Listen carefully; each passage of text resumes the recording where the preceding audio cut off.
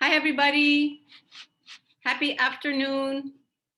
It's Wednesday, May 19th, the day after grades are due.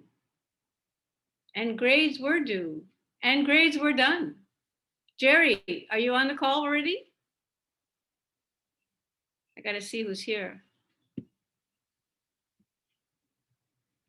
I want Jerry to be able to say it.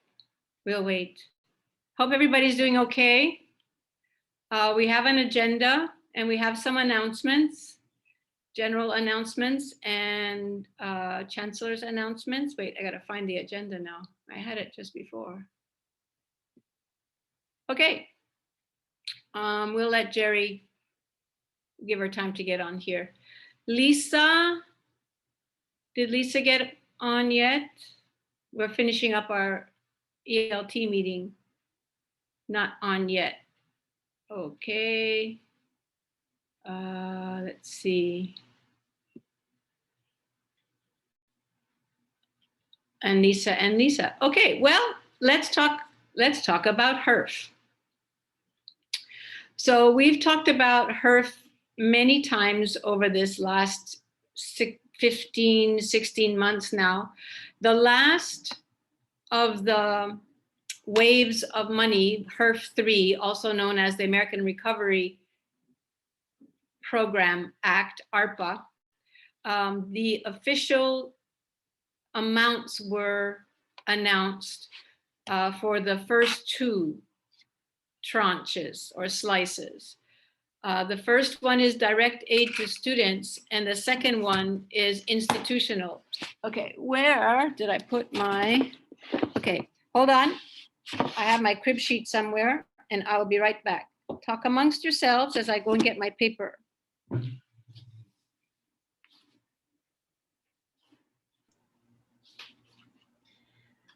Hello.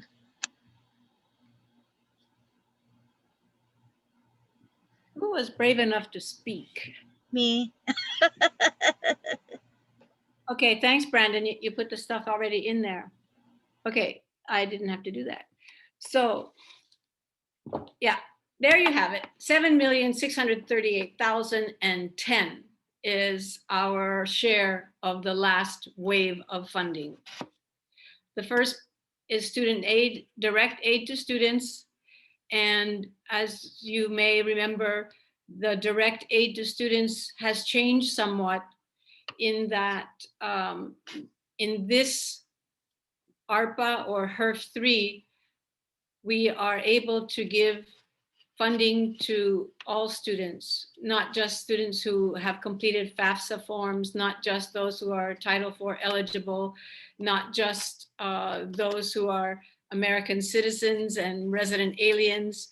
We are able to give funding to international students as well as undocumented students.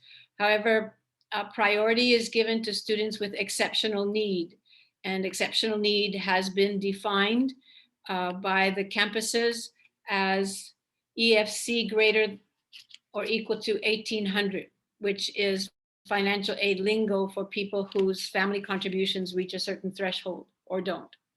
So we should be looking at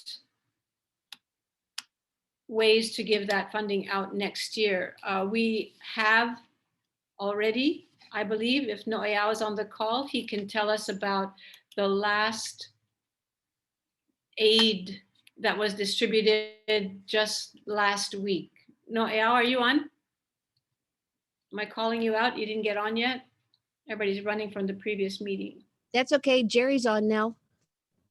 Okay, well, hold on. Let me see. Noeao, is he on? Not yet. Okay, so we'll come back to that. I'll ask somebody remind me to ask Noeao. It looks like he's connecting now. He's here. Okay. All right. So,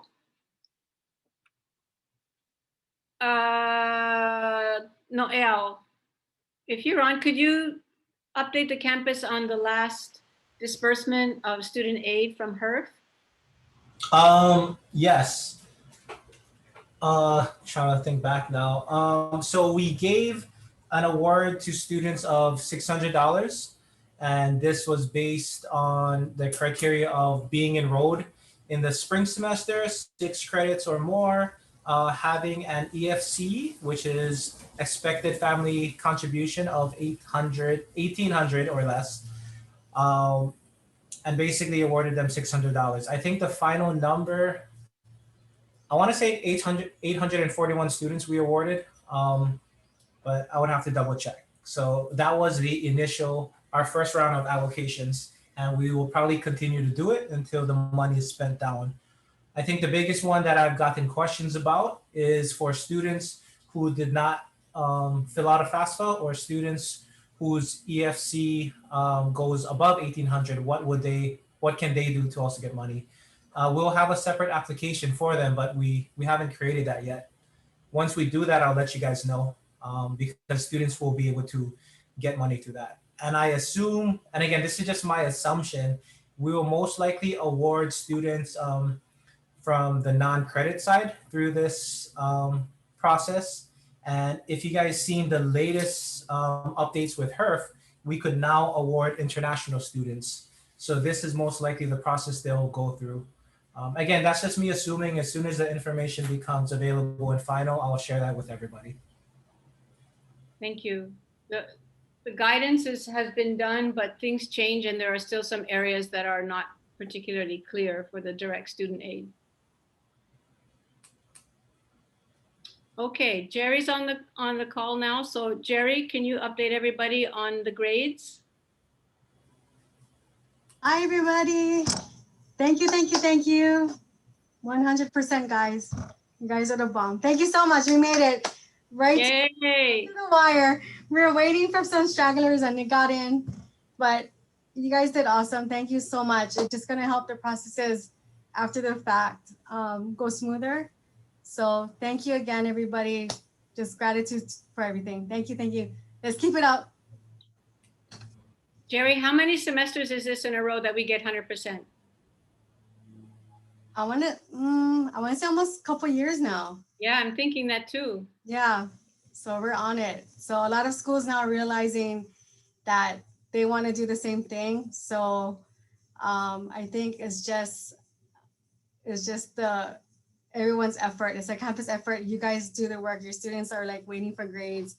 I'm just a pusher button. So it's like, but no, thank you guys for Right. just keep up the awesome work. I think It is. really It's a are challenge anxious to for get sure. grades. Yes. Yes, and if there is a pizza party, Maria's going to pay for it because it's It's a party academic for affairs. Thank you, everybody. Good job. Yeah, maybe we should do a pizza party for the people who get their grades in on like Yeah, 2 there you days go. ahead. Yeah, yes, we can do that next year. Yeah, Thank you, Louise. Thanks. We'll chip in, Maria. And all faculty, enjoy your guys' summer. So you guys deserve it. Bye. Okay, Darsh. You want to tell us about Search for Shaka before you leave quickly? Bonus Shakas? What?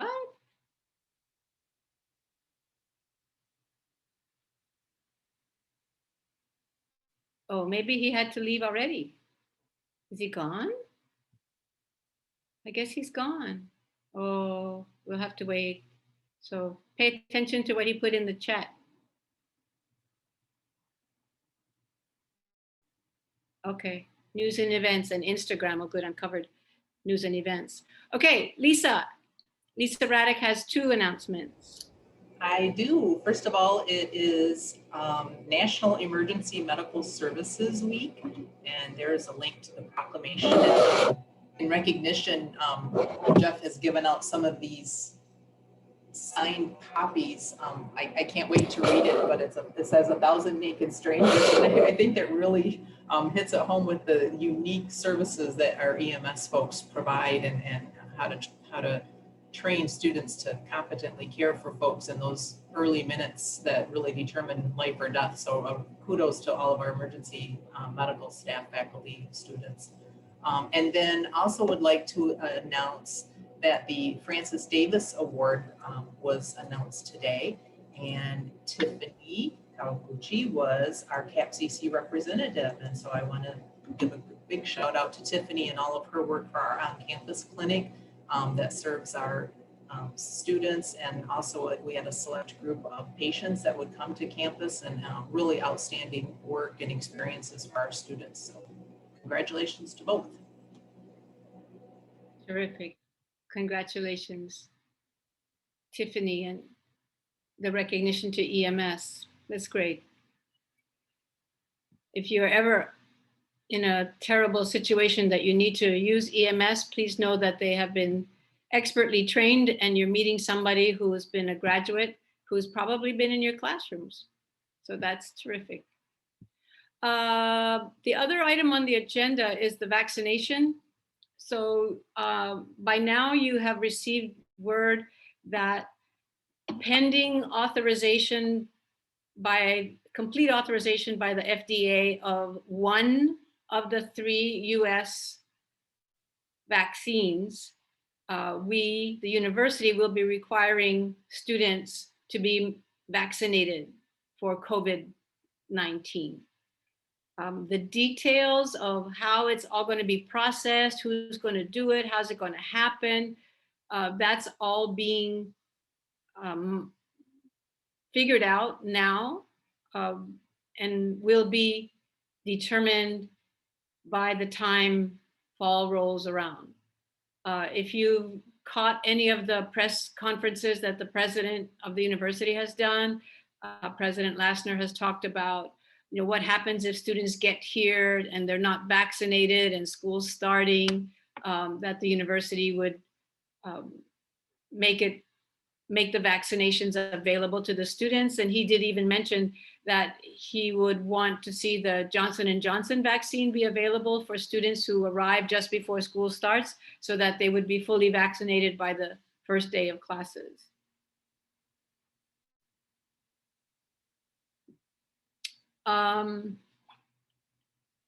Other questions that you have? If I have the answer, I'll share, and there are still lots of unknowns, but I'm happy to see any questions.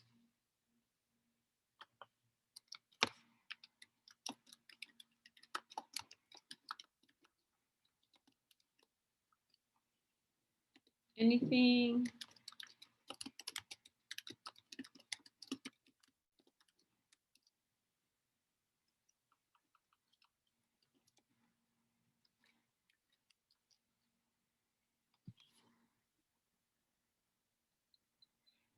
Okay, Hal had a question. Was the 7 million to the entire state?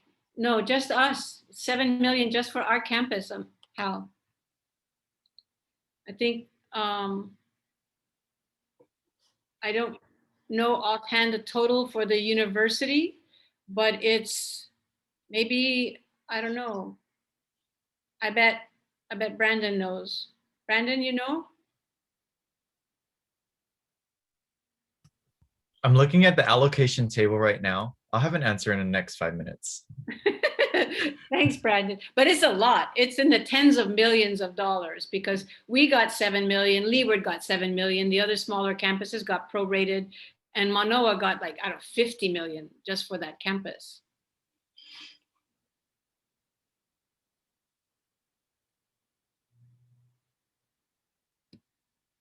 Any other questions about vaccination? Okay.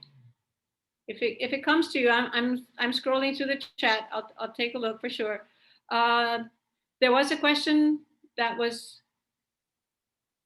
put in by somebody in the field asking about participation verification. So, no, Eyal or Maria. Oh, sorry, that was from me as a reminder in case I missed it because I came in late. Participation verification. So we are doing it over the summer. So faculty will need to do the checkboxes again. Same process as last time.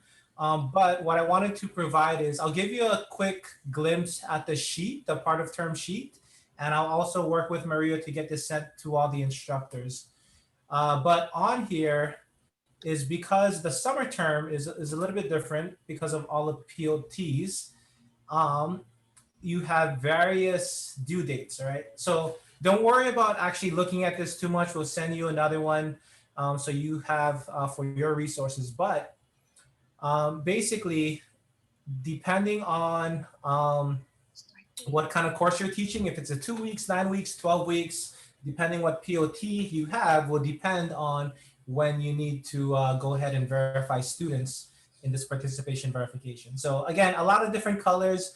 I'll try to make this a little bit easier for you to read. For those of you that are teaching your standard courses over the summer, I'll highlight those two. I think for everybody else, these POT codes maybe make a little bit more sense to you as it probably applies only to your courses. Therefore, your POT, the participation verification dates to do verification are a little bit different.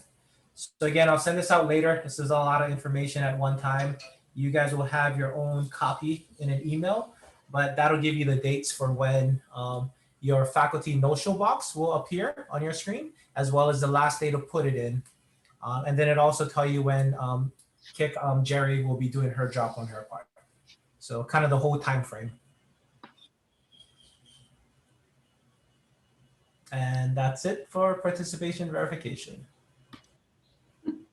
Seems so simple, Which part? Me sharing the screen? all of it. Also to note, those of you teaching the next steps courses, there's also a separate one for yourself, which is labeled, because I know that one is a little bit different from everything else that we teach. So one date for everybody.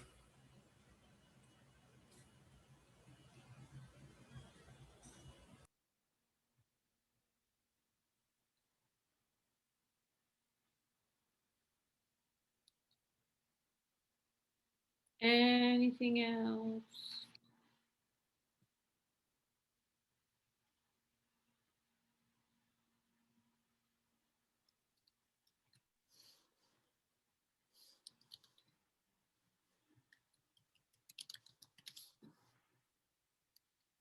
I will say that there is a board meeting tomorrow and it's our turn to present. So if you want to hear what we're going to be saying to the board and what the board is going to be saying back to us, please do feel free to join the board. The meeting is open. It's by Zoom. Oh, thanks, Brendan. Hal, there's all of the amounts for all of the campuses. I was off by 20 million on the Monroe one. Sorry, I thought it was 50 million. Thanks, Brendan.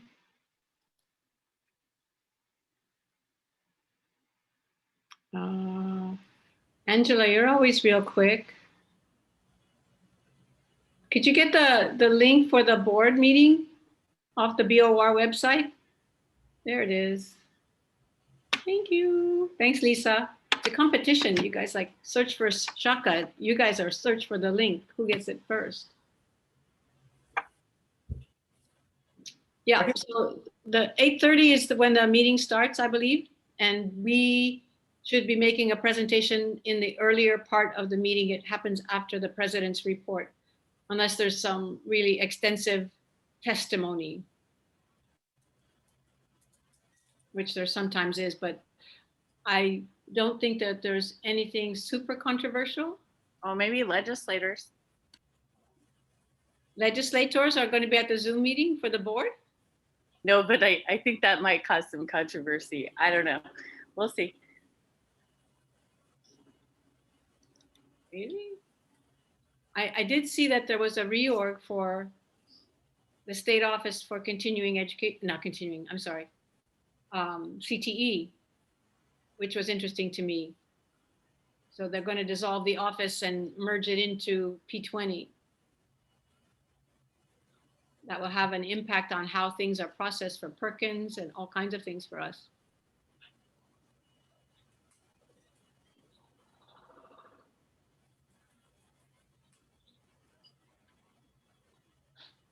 Let's see. Anything else? Sorry, quick update to what Angela was talking about. So Jerry already posted the numbers for enrollment. Summer enrollment, basically higher, not higher than last year, but higher amongst all the CCs. So we're good, doing good with that one. Fall enrollment, we are behind another campus that is possibly on the leeward side.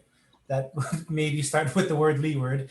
But however, I think one thing that our campus should be proud about is the one thing we tried to push was the continuing students. So at this time compared to last year, which would kind of mirror the COVID situation, we're up 5.7%. So any positive change, especially with that population, is really good in terms of what we're dealing with. So the numbers will expect to rise as the new students come in, the first year students, as well as the international students throughout the summer. But as of right now, for just finishing finals, I mean, this is some pretty positive indications for where we're at right now based on the situation. So thank you everybody for getting everybody to re-enroll and helping students do that.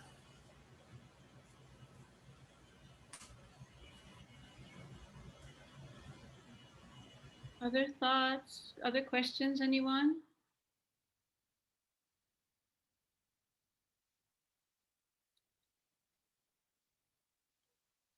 Dave, I'm getting messages about you wanting to make an announcement. Dave, Yeah, I Steve? have an exciting announcement. If you guys can hear me. Yep. Oh, fantastic. So just a little background. We have an internship, a cybersecurity internship with the Naval Information Warfare Center of the Pacific. We ran our first one this last year in fall 2020. We put 14 students through it. It's paid. Each student got $20 an hour for 240 hours worth of work. That's $4,800 per student for one semester. The internship concluded. Out of those 14 students, 4 were offered positions with the Naval Information Warfare Center of the Pacific, and 2 have actually accepted already. That encouraged the Navy to fund for over $170,000 another run of the same internship. This fall will be held at Honolulu Community College this year. And we have 20 candidates and 6 alternates ready to go for that one. And because the Navy really liked it, they have put us in the budget for 2022. So we're looking for a home campus for the internship to run in 2022, hopefully to get more kids hired by the Naval Information Warfare Center. That's terrific. So if it's running out of Honolulu, our students can still be benefiting from that internship? Absolutely. So they all take the standard internship class that is offered across the UH system.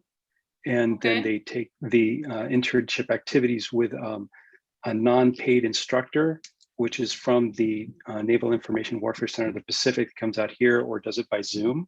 So we have representatives on students from 7 different campuses this year represented. That's great. A pathway to a good career. Definitely. Terrific. Thanks, Dave. I'm wondering, Joanne, if this is something that would be good in our annual report. Yes, please. Yeah, good idea. Joanne, you want to say anything about stories you're looking for? Yeah, I just sent an email to the CAC open list about just, send me stories of any ways that you've pivoted over the COVID time, because I really want to focus on how the positive things that happened out of COVID, not just like the struggles and how difficult this year was. So please send them to me. I think I sent the deadline on June 10th. So yeah, you just can send me a couple lines. You don't have to send me the whole thing and I'll get back to you. Okay, and thanks to all who participated in commencement. It was really a wonderful occasion to see happy families, proud families, and ecstatic graduates who could actually celebrate their accomplishments. So thank you to all the people who put so much time and effort into it. It was wonderful.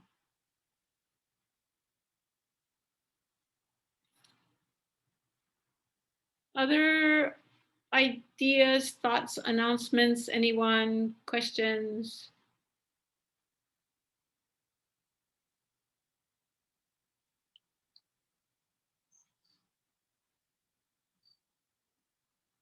Okay, then I think we're done. There was a question sent to me asking if I was going to continue these meetings during the summer, and my answer is yes. I will continue to open the Zooms at 1 o'clock on Wednesdays, and we may talk for half an hour, we may talk for 5 minutes, but I do want to keep the channels open over the summer. Things will be happening. There's no doubt about it. We have vaccination things that will be implemented, so there'll be a need for us to share the information as it comes and answer questions for the campus. So I don't see it going away. I thought maybe, we were at a status quo and everything was going to be fine, but things are happening again in different ways. So I think there'll still be some things that we need to talk about. So yes, I will be doing this, and yes, we will continue to have these conversations. It might be shorter, but they will continue. So at 1:26, I say time to go. Have a great end of the week, and for the faculty who are done and enjoying their 9-month work and the limitations of that and getting ready for the next semester over the summer or teaching summer school, things change. The rhythms of your jobs will be changing for the summer. So I wish you all a wonderful summer, and I hope that everybody will be able to take some time over the summer to